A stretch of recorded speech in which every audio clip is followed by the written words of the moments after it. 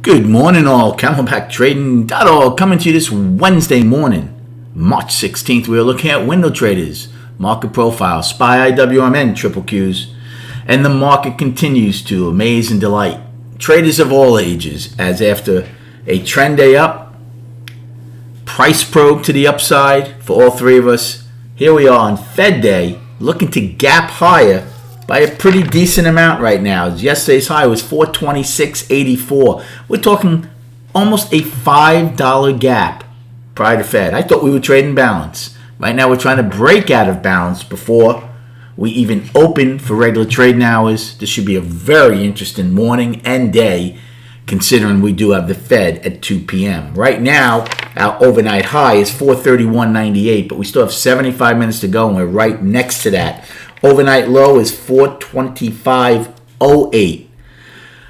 Now, I'll give you other destinations to the upside in case we do hold these levels. Above, which you should have, is 431.84, which is a weekly high. Now remember, if we take that out, we are still in balance on the weekly. We'll show you that when we get to the charts. The daily is attempting to come out of balance to the upside.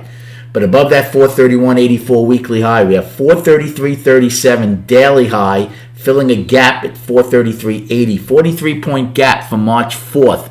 Remember, that was a larger gap that day, and we almost filled it all. And then, believe it or not, above that, we have nothing until 439.27, afternoon rally high from March 3rd.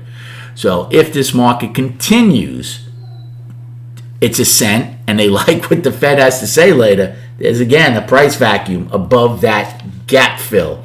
Right now, pre-market, we're at 1 million shares already. Your downside destination would be yesterday's high of 426.84. That would be the gap fill. Game plan. Boy, oh boy, they're making things interesting. Well, right off the bat, you know I do not like gaps of this magnitude when people will be screaming gap rules apply. So there's no way I'm a buyer if we open up with a $4, $5, $3 gap. Number two, we will be battling the 20-day moving average. We've been going both below and above it here in pre-market. So that's going to become a factor.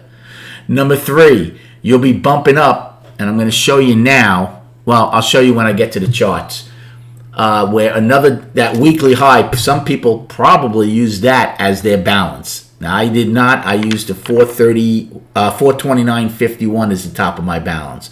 But if you use the 431.84, again, you're coming to a top of what people will consider a balance also. So, again, game plan. Possibly against last week, the weekly high of 431.84, because we're having a gap of this magnitude, especially if the overnight high is right around it. Maybe I would take a short play the first time there. Because talk about being stretched out from what we did yesterday and now again this morning. So I would possibly take a put play against both the overnight high, whatever it is, and that weekly high. As far as a long play, again, way, way too big of a gap for me. Now, even if the gap holds and it's fairly large, if we start one time framing up, if we start having a trend day up, if we get acceptance above the 20-day moving average, I have no problem looking for longs then prior to 2 p.m. Remember, 2 p.m., these algos are going to go nuts. Doesn't matter what happens, whether it's a 25 basis point raise or what. You know they're going to go nuts. And then more importantly, when his press conference starts again at 2:30. Am I surprised we are looking to gap of this magnitude prior to the Fed? Absolutely. Without a doubt I am. I thought we would stay in balance.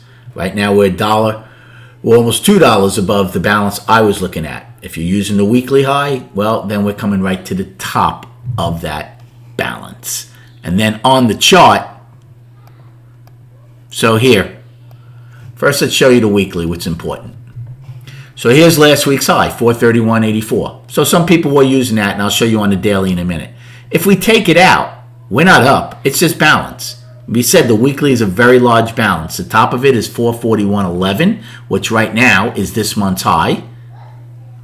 And the bottom of it was 410.64, which is the yearly low. So if we take out last week's high, well, now the obvious goal is the top of the balance. Now, when we got down to 415.12 last week and 415.79 this week, right? Is that close enough to the balance low? Quite possibly. Remember, balance rules, you don't have to get exactly to it. Now, we were $5 off of it, but again, it's a fairly large balance, 410 to 441. It's a $31 balance. So if we got $5 within it and that's all they want to do, well, maybe now they're going to migrate and test the top of the balance. And then on a daily, again, it's all subjective. I was using the last 6 days, right? I was using this high of 429.51 and I was using the low of 415.12. Some people would have used 431.84 as the top of their balance. Again, nobody's right or wrong on that. It's what you want. So we'll see what happens at that level. And then don't forget the 20, which was at 430.30, will open lower today because we've been lower than that the last 20 days. So we should, if we have a gap of this magnitude, open above the 20-day moving average. Then the question is, do we hold it? This is going to be an incredibly fluid situation.